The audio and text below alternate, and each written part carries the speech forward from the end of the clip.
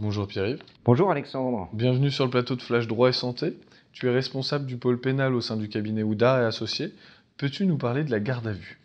Alors, je crois qu'aujourd'hui, on peut dire qu'il est devenu difficile pour un directeur d'établissement, pour un médecin, pour un cadre ou n'importe quel dirigeant, de ne pas être confronté au moins une fois dans sa carrière à une sollicitation des services de police-justice et donc à l'exercice très particulier d'une garde à vue. On voit bien que la gestion d'un service, le décès d'un patient, une situation d'accident grave du travail, un incident dans la fonction achat, etc., on voit très bien que ces situations sont à risque et peuvent déboucher un jour sur une garde à vue. D'accord, mais c'est quoi exactement la garde à vue? Alors la garde à vue, c'est une mesure privative de liberté par laquelle un officier de police judiciaire va retenir une personne dans les locaux du commissariat ou de la gendarmerie pour procéder à son audition, considérant qu'elle a pu commettre une infraction. La garde à vue, c'est aussi un régime procédural extrêmement précis, contrôlé par l'autorité judiciaire et qui doit absolument garantir à la personne mise en cause l'exercice effectif de plusieurs droits. Le droit d'être informé de la durée de la garde à vue et dans son éventuel renouvellement, le droit d'être informé de l'infraction suspectée et de la date des faits dont il est question, ce qui peut être tout à fait important, le droit de demander à consulter un médecin, le droit de faire prévenir un proche si cela ne nuit pas à l'enquête, le droit de se taire ou d'accepter de répondre aux questions, et surtout le droit d'être assisté par un avocat. Concrètement, quel est l'intérêt d'être assisté par un avocat?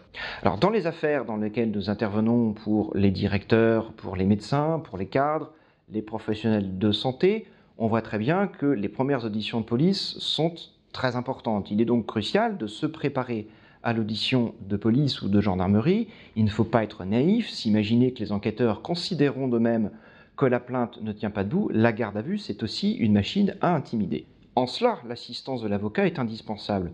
Primo, cela permet de se préparer, d'éviter de commettre sans s'en apercevoir certaines erreurs pendant l'audition, et il faut aussi maîtriser certaines techniques d'interrogatoire. Deuxièmement, l'accompagnement par un avocat, qui est un partenaire de justice, qui n'est pas l'ennemi de l'enquêteur ou de l'enquête, permet bien évidemment de s'assurer de la régularité de la procédure, mais aussi et plus encore d'interagir avec l'enquêteur, par exemple en faisant poser des questions complémentaires, par exemple en adressant après l'audition des documents pertinents pour l'enquête. Bref, l'avocat, c'est un peu comme un médecin qui peut te donner au bon moment le bon vaccin.